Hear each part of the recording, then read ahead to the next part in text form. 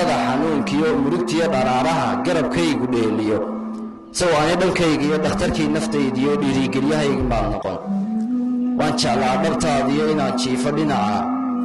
waan jeclaa dhawaaqa muddaynaan dhagaysto waan jeclaa dhashaydiyo inaad aragto dhiiggay balse daa'im baan dhigin dhowr beri adduunyadan inaan wada dhex joogno ina kala dhaantaashay dhabtii geeridaadi walow aad ka dhooftood halkani ka dhimatay walow aad u dheelmatay hooygiiyo dhulkaagii walow ay dhegtaydu dhawaqaa u xiistay amase dhaayuu dhibic ruux sideedii dhabankay ku qoysay ilma dhiigaad moodo misna taladaa dhiibtiyo waanadaadii dhigtiyo ma dhigin warkaagii weli waan ku dhaqmaa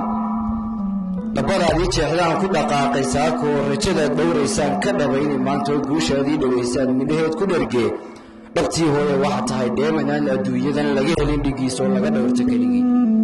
haddii aan ku dhiirado inaan dhiga abaalkaa